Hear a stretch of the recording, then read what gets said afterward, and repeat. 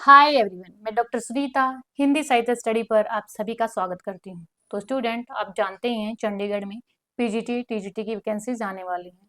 तो जो भी स्टूडेंट हिंदी का जो पेपर सेकंड है जिसमें 100 मार्क्स आएंगे, उसकी जो प्रिपरेशन करना चाहता है वो हमसे जुड़ सकता है और अपनी तैयारी को बेहतर बना सकता है। टाइम से पहले पढ़ना, आगे रहना एक बहुत बड़ी बात है, अपने आप में ही एक अचीवमेंट है। तो समय से पहले रहिए, अपना काम समय से पहले रखिए ताकि हमें सक्सेस आसानी से मिल सके और हम उन चीज़ों से अपडेट रह सकें। तो आज हमारा विषय है द्विवेद युग, क्योंकि इससे पहले हम भारतीय युग कर चुके हैं। जिस भी स्टूडेंट ने हमारी इससे पहले क्लास नहीं देखी है, भारतीय युग को आप अच्छे से पढ़िए, क्योंकि वहां से एक दो क्वेश्चन जरूर आएगा। और आज भी हम द्विवेद युग को पढ़ रहे हैं, यहाँ से भी आपको 2 से 3 क्वेश्चन देखने को मिलेंगे। जो उनके परिचय हैं, रचनाएं हैं, कवि हैं, उन सब के बारे में हम डिटेल से डिस्कस करेंगे। सिर्फ हम टू द पॉइंट बात करेंगे, ज्यादा बात नहीं करेंगे, सिर्फ टू द पॉइंट होगी, लेकिन एग्जाम ओरिएंटेड होगी।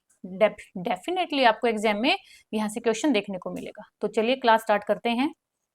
द्विवेदी युग, जिसको जागरण सुधार काल भी कहा जाता है, डॉक्टर नगेंद्र ने द्विवेदी काल को जागरण सुधार काल नाम दिया। एग्जाम में आ सकता है जागरण सुधार काल नाम किसने दिया द्विवेदी युग को, तो डॉक्टर नगेंद्र ने। और इसका समय डॉक्टर नगेंद्र ने 1900 से 1918 ईस्वी माना है। आचार्य रामचंद्र शुक्ल की अगर हम बात करते हैं तो इन्होंने कहा है नई धारा द्वितीय उत्थान। देखिए, एक था आपका नई धारा प्रथम उत्थान, नई धारा प्रथम उत्थान, वो क्या था इनका? वो था इनका भारतेंदु युग। भारतेंदु युग को इन्होंने माना है नई धारा प्रथम उत्थान। और द्वितीय उत्थान किसको माना है इन्होंने? द्विवेदी युग को। और इसका समय है 1893 से 1918। और भारतेंदु युग का इनका था 1868 से 1893। ध्यान में रखिएगा दोनों चीजों को, काफी इंपॉर्टेंट है ये वाली चीज। अपने पास एक कॉपी ले लीजिए, पेन ले लीजिए, और साइड में छोटा छोटा जो आपको जैसे आपको सुटेबल लगे छोटे छोटे कीवर्ड्स बना लीजिए। क्यों? क्योंकि जब लास्ट रिवीजन होता है आपका तो हम ये सारी चीजें खोल के नहीं बैठते हैं। सिर्फ अपना बुक लीजिए, या आपको जो भी आपको सुटेबल लगता है, कैसे भी आप जैसे कर रहे हैं उनको फास्टली रिवाइज कीजिए। ये दोनों चीजें ध्यान में रखनी है। प्रथम उत्थान भारतेंदु युग है, द्वितीय उत्थान क्या है? द्विवेदी युग है। अब इसके कवि देखिए, जो इनके कवि होते हैं, जैसे भारतेंदु हरिश्चंद्र की बात करूं तो बद्रीनारायण चौधरी प्रेमघन आता है, प्रताप नारायण मिश्र हैं, ठाकुर जगमोहन सिंह हैं, राधा कृष्णन दास हैं, है ना। तो वो सारी चीजें आती हैं एग्जाम में। तो वैसे ही द्विवेदी मंडल के भी कवि हैं। सबसे पहले आते हैं श्रीधर पाठक। 1859 ईस्वी में इनका बर्थ होता है। डेथ कोई नहीं पूछता है। खड़ी बोली के प्रथम स्वच्छंदतावादी कवि माने जाते हैं। इंपॉर्टेंट है स्टूडेंट, ये वाली बात याद रखिएगा आप। खड़ी बोली के प्रथम स्वच्छंदतावादी कवि कौन माने जाते हैं? श्रीधर पाठक माने जाते हैं। इन्होंने ब्रिज भाषा में मौलिक काव्य होती है, जो मूल रचना होती है, वो है कश्मीर सुषमा, और 1904 ईस्वी में इसकी रचना की गई। काफी इंपॉर्टेंट है। अब इसकी अनुदित रचनाएं, एक होती है मौलिक मूल रचना, अनुदित होती है किसी रचना का अनुवाद किया गया है। तो यहाँ पर अनुदित रचनाएं हैं, इसकी काव्य हैं। एकांतवासी योगी इंपॉर्टेंट है, एग्जाम में आ चुका है आपका, 1886 में है। और ये रचना का नेम है मूल इसका हरमिट है। और राइटर कौन है? गोल्डस्मिथ हैं। और भाषा कौन सी है? खड़ी है। कि योगी हैं वो खड़े ही रहते हैं, ऐसे कीवर्ड्स बना लीजिए माइंड में। कैसे आपके पिक्सल्स काम करते हैं वो आप जानते हैं। तो जो योगी हैं वो खड़े रहते हैं। 1886 में रचना की है, रचनाकार हरमिट है और गोल्डस्मिथ इसके रचनाकार है। उज्जड़ ग्राम 1889 में है। और डेजर्ट विलेज इसकी मूल रचना है, और रचनाकार इसके गोल्डस्मिथ हैं, और भाषा इसकी ब्रिज भाषा है। शांत पथिक इंपॉर्टेंट है, 1902 में। और ट्रेवलर नाम है रचना का, रचनाकार गोल्डस्मिथ हैं, भाषा इनकी खड़ी बोली है ना। ट्रेवल हम खड़े होकर ही करते हैं, ऐसा कीवर्ड। योगी भी खड़े रहते हैं, ट्रेवल भी खड़े होकर करते हैं। ऋतु संहार है, रचना ऋतु संहार है, रचनाकार कालिदास हैं, भाषा इसकी ब्रिज भाषा। ये सारी चीजें आपको ध्यान में रखनी है, काफी इंपॉर्टेंट है। श्रीधर पाठक की खड़ी बोली में मौलिक कृतियां कौन कौन सी हैं? वनाष्टक है, इंपॉर्टेंट है। देहरादून है 1915। भारत गीत 1928 इंपॉर्टेंट है। और जगत सच्चाई सार इंपॉर्टेंट है, बहुत बार एग्जाम में आ चुकी है। सौरज्ञ वीणा, धन विजय, सांध्याटन है। गुणवंत हेमंत काफी इंपॉर्टेंट है, एग्जाम में आ चुकी है, 1900 ईस्वी में लिखी गई है। तो ये एक सांध्याटन, गुणवंत हेमंत, जगत सच्चाई सार, वनाष्टक और ये भारत गीत, ये ध्यान में रखना, एग्जाम में बहुत बार पूछी जा चुकी हैं। तो ये 3 से 4 रचनाएं हैं, इनको भी आपको ध्यान में रखना है। ब्रिज भाषा की मौलिक कृतियां कौन सी हैं? कश्मीर सुषमा 1904 में है, मनोविनोद 1882 ईस्वी में है। अब आते हैं महावीर प्रसाद द्विवेदी। 1864 ईस्वी में इनका बर्थ होता है और 1938 में इनकी डेथ होती है। तो महावीर प्रसाद द्विवेदी का जन्म रायबरेली के दौलतपुर गांव में होता है। और रामचंद्र शुक्ल इनके बारे में क्या लिखते हैं कि हम पंडित महावीर प्रसाद द्विवेदी को पद्य रचना की प्रणाली के प्रवर्तक के रूप में मानते हैं। पद्य होता है जिसमें आपकी कविताएं वगैरह ये सारी चीजें, दोहे छंद होते हैं। गद्य होता है जिसमें आपके ये उपन्यास हैं, कहानी है, ये सारी चीजें रचनाएं उसमें रहती हैं। तो ये पद्य रचना की प्रणाली के रूप में कौन मानते हैं? आचार्य रामचंद्र शुक्ल महावीर प्रसाद द्विवेदी को। महावीर प्रसाद द्विवेदी ने गद्य और पद्य दोनों के लिए खड़ी बोली में सामान्य बोलचाल की भाषा को प्राथमिकता दी है। महावीर प्रसाद द्विवेदी के अनुदित एवं मौलिक ग्रंथ कितने हैं? 80 ग्रंथ माने गए हैं। अब इनके काव्य संग्रह की हम बात करते हैं जो काफी इंपॉर्टेंट है, एग्जाम में पूछे गए हैं। सबसे पहले है काव्य मंजूषा, इंपॉर्टेंट है। सुमन 1923 में, और कान्य कुब्ज अबला विलाप, इंपॉर्टेंट है ये वाला भी। देवी स्तुतिस्तक और काव्य कुब्जा वलिवर्तम, ये 2-3 चीजें आपको ध्यान में रखनी है। महावीर प्रसाद द्विवेदी ने लिखा है कविता का विषय मनोरंजन एवं उपदेशजनक होना चाहिए। ठीक है कि कविता से मनोरंजन भी होता है क्योंकि उसमें जो मुहावरे हैं, लोकोक्तियां हैं, उनसे थोड़ा माइंड डाइवर्ट होता है, और उपदेश भी होना चाहिए कि वो कविता सामाजिकता पर आधारित है या धार्मिकता पर आधारित है, वो कैसे आधारित है। यमुना के किनारे केली कौतूहल का अद्भुत वर्णन बहुत हो चुका है। मीन्स जो हमारे भक्ति काल है, रीति काल की अगर हम बात करें तो उनका जो कौतूहल का उस समय जो चीजें थी हमारे सामने, जैसे श्री कृष्ण का वर्णन कर रहे हैं, या क्योंकि यमुना के किनारे बांसुरी बजाना, जो भी इनकी धारणा रही है कि वो सारा बहुत हो चुका है।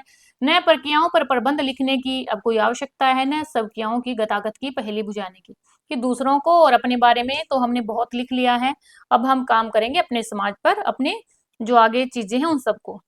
चींटी से लेकर हाथी पर्यंत, भिक्षुक से लेकर राजा पर्यंत, मनुष्य बिंदु से लेकर समुद्र पर्यंत, जल अनंत, आकाश अनंत, पृथ्वी अनंत, सभी पर कविता हो सकती है। मतलब सिर्फ वही चीजें नहीं है, अब हमारे सामने बहुत सी चीजें हैं, छोटे से छोटी, बड़ी से बड़ी, है ना, छोटे से छोटे इंसान से लेकर बड़े से इंसान तक, छोटी सी बिंदु से लेकर के समुद्र तक है। हमारे पास बहुत बड़ा आकाश है, पृथ्वी है, सब पर कविताएं हो सकती हैं। जरूरी नहीं है कि हम सिर्फ यमुना के किनारे बैठकर ही ये सब कविताएं करें, कि कहने का तात्पर्य है उस चीज चेंज आ जाता है, बहुत सी चीजें बदल जाती हैं। महावीर प्रसाद द्विवेदी की प्रसिद्ध कविता है सर्गो नरक ठिकाना ना, काफी इंपोर्टेंट है स्टूडेंट। सर्गो ये प्रिंट है, नरक ठिकाना ना, ये काफी इंपोर्टेंट, स्टार मार्क कर लीजिए। बहुत बार आपके जो केवी हैं, एनवी हैं, है ना, स्टेट लेवल के जो भी एग्जाम हो गए, नेट हैं, सब में ये वाला बहुत बार पूछा जा चुका है। सर्गो नरक ठिकाना ना है किसकी रचना है? महावीर प्रसाद द्विवेदी की। ध्यान में रखिएगा इस चीज को। अयोध्या सिंह उपाध्याय हरिओद 1865 ईस्वी में इनका बर्थ होता है। डॉक्टर गणपति चंद्र गुप्त ने अयोध्या सिंह उपाध्याय हरिओद को आधुनिक काल का सूरदास कहा है। आधुनिक काल का सूरदास किसने, किसको कहा है? गणपति चंद्र गुप्त ने अयोध्या सिंह उपाध्याय हरिओद को आधुनिक काल का सूरदास कहा है। इनके कितने प्रबंध काव्य हैं? इनके 3 प्रबंध काव्य हैं, ध्यान में रखिएगा, इंपॉर्टेंट है। 3 प्रबंध काव्य हैं। सबसे पहले है प्रिय प्रवास 1914, इंपॉर्टेंट है, ये तो आप जितने स्टार देना चाहो दे सकते हो। सर्ग भी याद रखिएगा, सर्ग भी बहुत बार पूछे जाते हैं, 17 सर्ग हैं। प्रिय प्रवास में क्या है? कृष्ण के बचपन से लेकर के जो मथुरा प्रस्थान का वर्णन किया गया है। पारिजात 1937 ईस्वी में है, इसमें 15 सर्ग हैं, आध्यात्मिक एवं धार्मिक विषयों का वर्णन किया गया है। प्रिय प्रवास 1914, पारिजात 1937 और वैदेही वनवास 1941, ये भी आपका बहुत बार पूछा गया है। और 18 सर्ग है, इसमें राम द्वारा सीता के निर्वासन की कथा है। तीनों याद रखना, प्रिय प्रवास 1914, पारिजात 1937, वैदेही वनवास 1941। महत्वपूर्ण तथ्य क्या है इसके बारे में? प्रिय प्रवास को खड़ी बोली हिंदी का प्रथम महाकाव्य माना जाता है। स्टार मार्क कर लीजिए स्टूडेंट, स्टार। प्रिय प्रवास को खड़ी बोली हिंदी का डायरेक्ट क्वेश्चन आएगा कि हिंदी का प्रथम महाकाव्य किसे माना जाता है, तो प्रिय प्रवास को माना जाता है। 1914 में लिखा गया है, अयोध्या सिंह उपाध्याय हरिओद इसके राइटर है। प्रिय प्रवास का प्रथम नाम क्या था? ब्रजांगना विलाप, इंपोर्टेंट, ये आपके एग्जाम में पूछा गया है कि प्रिय प्रवास का ब्रिंजांगना विलाप नाम किस रचना का है। यह संपूर्ण काव्य संस्कृत के वर्णवृत्तों पर आधारित है।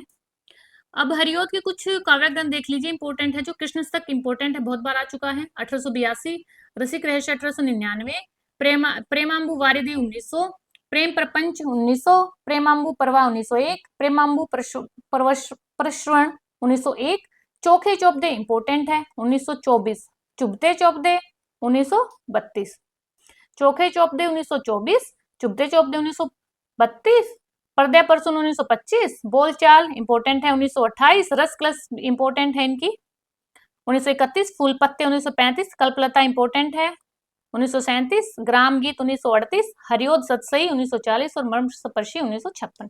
तो ये सिर्फ मैंने जिसको स्टार मार्क किया है, सिर्फ आप इन्हीं रचनाओं को भी याद कर लोगे तो भी आपके लिए काफी अच्छा रहने वाला है।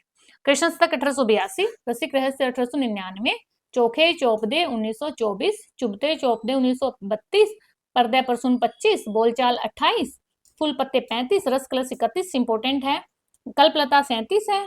और रस कलश जो 1931 ईस्वी में लिखा गया है, ये इनका ब्रिज में रचित रीति ग्रंथ है। ब्रिज में रचित कौन सा है? रीति ग्रंथ है। सीधा पूछा जा सकता है अयोध्या सिंह उपाध्याय का रीति ग्रंथ कौन सा है, तो वो आपका रस कलश होगा 1931 ईस्वी में। हरियोद के चुबदे चौपदे और चोखे चौपदे, ये है 24 में और ये है 32 में, बोलचाल 36 में, है ना, बोलचाल 28 में, सॉरी, मुहावरेदार भाषा में लिखे गए हैं ये। हरियोद को कवि सम्राट और प्रिय प्रवास पर इन्हें मंगला प्रसाद पारितोषिक सम्मान भी दिया गया है। तो किस पर? प्रिय प्रवास पर, 1914 ईस्वी में है प्रिय प्रवास है इनका, और इसमें 17 सर्ग आपको ध्यान में रखना है। अब नेक्स्ट कवि है हमारे रामचरित उपाध्याय, 1872 में इनका जन्म होता है। द्विवेदी युग के प्रथम सूक्तिकार, ये बहुत बार एग्जाम में क्वेश्चन बन चुका है स्टूडेंट, पूछा गया है कि प्रथम प्रमुख सूक्तिकार कौन है, तो रामचरित उपाध्याय है। रामचरित उपाध्याय के ग्रंथ देखिए, रामचरित चिंतामणि 1920 में है, प्रबंध काव्य, राष्ट्र भारती, देवदूत इंपोर्टेंट है इनकी, देवसभा, विचित्र विवाह, भारत भक्ति, देवी द्रौपदी, सूक्ति मुक्तावली, ये इनकी रचनाएं हैं। अभी आते हैं हमारे मोस्ट इंपोर्टेंट मैथिली शरणगुप्त, यहाँ पे तो मोस्ट इंपोर्टेंट लिख ही लीजिए। मैथिली शरणगुप्त 1886 में बर्थ होता है। आधुनिक युग का तुलसी कहा जाता है। सूरदास किसको कहा है? हरियोद को। किसने कहा है? गणपति चंद्रगुप्त ने। अभी आधुनिक युग का तुलसी कौन है? मैथिली शरणगुप्त है, 1886 में इनका बर्थ होता है और उनको आधुनिक युग का तुलसी कहा है। इनका जीवन चरित्र देखिए, जन्मस्थान चिरगांव झांसी में होता है, पिता रामशरण दास है, गुरु कौन है? महावीर प्रसाद द्विवेदी। प्रथम कविता हेमंत, देखिए वो गुणवंत हेमंत है, 19वीं गुणवंत हेमंत है, गुणवंत हेमंत है इनकी 19वीं सदी, 1900 इसमें लिखा गया है, और ये सिर्फ हेमंत 1905 में, ठीक है, तो ध्यान में रखना। ये श्रीधर पाठक की है, श्रीधर पाठक की है, और ये है आपकी हेमंत 1905 में मैथिली शरणगुप्त की है। और प्रथम काव्य संग्रह रंग में भंग 1909, ध्यान में रखना स्टूडेंट, ये दोनों चीजें बहुत इंपॉर्टेंट है। हेमंत प्रथम कविता है, हेमंत मैथिली शरणगुप्त की, और रंग में भंग भी इनकी काफी इंपॉर्टेंट 1909 ईस्वी में है, ये भी काव्य संग्रह है। और गुणवंत हेमंत है आपका श्रीधर पाठक का। मैथिली शरणगुप्त के रचित कुछ ग्रंथ देखिए, रंग में भंग 1909, जयद्रथ वध 1909, 1910, भारत भारती मोस्ट इंपोर्टेंट लगा लीजिए इसको तो आप, 1912, किसान 1917, पंचवटी भी आता है इनका 1925, हिंदू 1927, विकट भट्ट 1929, गुरुकुल 1929, झरना झंकार 1929, साकेत इंपोर्टेंट है इनकी 1931, यशोधरा 1932, द्वापर 1936, सिद्धराज 1936 और जय भारत 1952। ये 3 से 4 रचनाएं हैं जो काफी इंपॉर्टेंट है स्टूडेंट, इनको आप बहुत अच्छे से ध्यान में रखिएगा क्योंकि इतनी बार एग्जाम में पूछी जा चुकी हैं ये सारी रचनाएं। देखिए बहुत सारा पढ़ना मैटर नहीं करता, सभी पढ़ते हैं, अच्छी बात है पढ़ना, मैं तो बोलूंगी पढ़ते रहिए आपको जो भी टाइम मिले, लेकिन अगर आप किसी स्पेसिफिक एग्जाम को क्वालिफाई करना चाहते हैं तो टू द पॉइंट, बिल्कुल एग्जाम के ओरिएंटेड एक लिमिटेड एरिया रखिए जहां से क्वेश्चन आ रहे हैं, पीवाईक्यूज देखिए, एमसीक्यूज देखिए, इन सभी चीजों को एनालाइज करेंगे तो जो चीजें इंपॉर्टेंट है सिर्फ वही पढ़िए, तभी एग्जाम निकलता है। क्यों? क्योंकि हमें फर्स्ट पेपर भी करना है, 50 मार्क्स वहां से हैं और 100 का ये है, तो सारी चीजें मेंटेन करके चलेंगे, टाइम से पहले चलेंगे तो डेफिनेटली आप इसको अचीव करेंगे। विष्णुप्रिया 1957 और वैतालिक, ये इनकी कुछ रचनाएं हैं। अब इनके बारे में कुछ महत्वपूर्ण तथ्य जान लेते हैं। हिंदी साहित्य में रामचरितमानस के बाद राम काव्य का दूसरा प्रमुख स्तंभ क्या है? साकेत है, ध्यान में रखिएगा। साकेत की रचना की मूल प्रेरणा कहाँ से मिली? इंपोर्टेंट है, 1908 में सरस्वती पत्रिका में ही प्रकाशित महावीर प्रसाद द्विवेदी के लेख हैं। कवियों की उर्मिला विषयक उदासीनता, काफी इंपोर्टेंट है, ये पूछा जा सकता है कि साकेत की मूल प्रेरणा कहाँ से मिली है, तो कवियों की जो एक लेख है, कवियों की उर्मिला विषयक उदासीनता, एक लेख है महादेवी प्रसाद द्विवेदी का, वहां से मिली है। यह लेख महादेवी प्रसाद द्विवेदी ने भुजंग भूषण भट्टाचार्य छदम नाम से प्रकाशित किया, काफी इंपोर्टेंट है। ये नेम किसका है? भुजंग भूषण भट्टाचार्य, ये लेख प्रकाशित किया है किसने? महादेवी प्रसाद द्विवेदी ने। साकेत शब्द मूलतः पाली भाषा का शब्द है जिसका अर्थ है अयोध्या, ध्यान में रखिएगा, इंपोर्टेंट है। साकेत शब्द के बारे में पूछा गया है, किसका शब्द क्या इंपोर्टेंट है ये। साकेत में कितने सर्ग है? मोस्ट इंपोर्टेंट है, 12 सर्ग हैं। अच्छा, साकेत में 12 सर्ग हैं। प्रिय प्रवास में मुझे बताइए कितने सर्ग हैं। डॉक्टर नगेंद्र ने साकेत को जनवादी काव्य कहा है, मोस्ट इंपोर्टेंट है स्टूडेंट ये। डॉक्टर नगेंद्र ने साकेत को जनवादी काव्य कहा, बहुत बार एग्जाम में पूछा जा चुका है। आचार्य रामचंद्र शुक्ल ने मैथिली शरणगुप्त को सामंजस्यवादी कवि कहा है। भारत भारती की प्रेरणा कहाँ से मिली? मुत्सद्देह हाली और ब्रिज मोहन दत्त कैफी की एक पुस्तक है, भारत दर्पण से प्राप्त होती है। मैथिली शरण गुप्त ने स्वयं को कौटुंबिक कवि कहा है। भारत भारती लिखने पर महात्मा गांधी ने राष्ट्र कवि की उपाधि दी है। ये सारी चीजें आपके लिए काफी इंपॉर्टेंट रहने वाली है। आप किसी भी एग्जाम की प्रिपरेशन कर रहे हैं, अगर हिंदी है आपका मीडियम, तो ये आपके लिए काफी बेनिफिशियल है। मैथिली शरण गुप्त से संबंधित तथ्य कौन से हैं? मैथिली शरण गुप्त के द्वारा अनुदित काव्य रचनाएं हैं प्लासी का युद्ध, मेघनाथ वध और वृत्र संहार। मैथिली शरण गुप्त ने बांग्ला कवि माइकेल मधुसूदन दत्त की रचनाओं का उपनाम, मधुप उपनाम, इंपॉर्टेंट है स्टूडेंट, मोस्ट इंपॉर्टेंट है ये वाली चीज। मधुप उपनाम से किसने, ये बहुत बार केवीएनबी में पता नहीं कहाँ कहाँ पूछा गया ये वाला क्वेश्चन कि मधुप उपनाम किसका है, तो मैथिली शरण गुप्त का है। गुप्त ने मार्क्स की पुत्री जैनी पर जैनी नामक काव्य लिखा है। गुप्त जी को द्विवेदी काल में हरि गीतिका छंद का बादशाह कहा जाता है। पूछा जा सकता है कि हरि गीतिका छंद का बादशाह किसे कहा जाता है? महावीर प्रसाद द्विवेदी को। अब इसके अन्य कवि देखिए, गिरिधर शर्मा नवरत्न 1881 में जन्म होता है, झालरापाटन में होता है। मातृवंदना इंपॉर्टेंट है, मौलिक कृति है इनकी, मातृवंदना काफी इंपॉर्टेंट है, ध्यान में रखिए। लोचन प्रसाद पांडे 1886 में होता है और बालापुर मध्य प्रदेश में। इनकी रचनाएं देखिए काफी इंपॉर्टेंट है स्टूडेंट। प्रवासी, मेवाड़ गाथा, महानदी, पद्य पुष्पांजलि, मृगी दुख मोचन, मृगी दुख मोचन है, काफी इंपॉर्टेंट है। प्रवासी बहुत बार एग्जाम में आ चुकी है। मेवाड़ गाथा, महानदी, ये वाली एग्जाम में बहुत बार आ चुकी है। लोचन प्रसाद पांडे को एग्जाम बहुत पूछता है। अभी गिरधर शर्मा ने गोल्डस्मिथ कृत जो हरमिट है उसका संस्कृत श्लोकों में अनुवाद किया है। लोचन प्रसाद पांडे को काव्य विनोद और साहित्य वाचस्पति की उपाधि दी गई है, इंपॉर्टेंट है। साहित्य वाचस्पति और काव्य विनोद की उपाधि किसको दी गई है? लोचन प्रसाद पांडे को। द्विवेदी मंडल के अभी बाहर के कवि हैं कुछ जो इनके साथ ही रचनाएं कर रहे हैं, उनको भी हमने यहाँ पर डिस्कस करेंगे। द्विवेदी मंडल के बाहर के कवि हैं नाथुराम शर्माशंकर, इंपोर्टेंट है, 1859 ईस्वी में इनका बर्थ होता है अलीगढ़ में, और अनुराग रतन इनकी रचना है, इंपोर्टेंट है। बाल मुकुंद गुप्त का है 1865 में, रोहतक में जन्म होता है, सफुट कविताएं हैं इनकी। लाला भगवान दीन का फतेहपुर में होता है, वीर छत्राणी, नवीन बिन, ये कुछ रचनाएं हैं इनकी। राय देवी प्रसाद पूर्ण है, काफी इंपोर्टेंट है, 1868 ईस्वी में इनका बर्थ हो रहा है जबलपुर में। धराधर धावन काफी इंपोर्टेंट है स्टूडेंट की, जो धराधर धावन है ये इंपोर्टेंट है इनकी रचना। स्वदेशी कुंडल इंपोर्टेंट है 1910 में। मृत्युंजय 1904 में। राम रावण विरोध 1906 में। वसंत वियोग भी इंपोर्टेंट है 1912 में। और ये इन सबके पूर्ण संग्रह है, ये काफी रचनाएं राय देवी प्रसाद पूर्ण की हैं। कामता प्रसाद गुरु की इंपोर्टेंट है, 1875 में बर्थ होता है इनका, सागर में। भौमासुर इंपोर्टेंट है, विनय पचासा, पद्य पुष्पांजलि, शिवाजी और दासी रानी। गया प्रसाद शुक्ल स्नेही 1883 में बर्थ होता है, उन्नाव में। कृषक क्रंदन इंपोर्टेंट है। प्रेम पचीसी, राष्ट्रीय वीणा इंपोर्टेंट है। त्रिशूल तरंग, करुणा कादम्बिनी इंपोर्टेंट है। और ये रूप नारायण पांडे हैं, इनकी ये अलग से रह गया ये रूप नारायण पांडे हैं, अलग से 1884 में लखनऊ में होता है, और इनकी दो ही रचनाएं हैं, पराग और वन वैभव, वैसे इतना इंपॉर्टेंट नहीं है ये। रामनरेश त्रिपाठी इंपोर्टेंट है, 1889 ईस्वी में है, जौनपुर में जन्म होता है। मिलन मोस्ट इंपोर्टेंट, यहाँ पे स्टार मार्क कर लो स्टूडेंट। मिलन, पथिक, मानसी, स्वपन और कविता कौमुदी, इसकी रामनरेश त्रिपाठी को स्टार मार्क कर लो। 1 स्टार देना है, 2 स्टार देना, जितने हैं दीजिए, क्योंकि यहाँ से एग्जाम में आता है। मिलन 1917, पथिक 1920, पहले मिलते हैं फिर पथ पर चलते हैं 1917 1920, फिर मानसी, मन में उनको बहुत खुशी होती है, स्वपन आते हैं उनको, और फिर वो कविता बना लेते हैं। ठीक है, मिलन, पथिक, मानसी 1927, स्वपन 1929 और कविता कौमुदी किसकी है? रामनरेश त्रिपाठी की, बहुत बार एग्जाम में पूछा जाता है। ठाकुर गोपाल शरण सिंह 1891 में रीवा में होता है जन्म। आंसू, उद्गार, पूजा फूल, कानन कुसुम, माधवी, मानवी, संचिता, ज्योतिष में। ओ स्टूडेंट, ये गड़बड़ हो गया मुझसे, जो ये वाला है ना आंसू, ये इधर आएगा।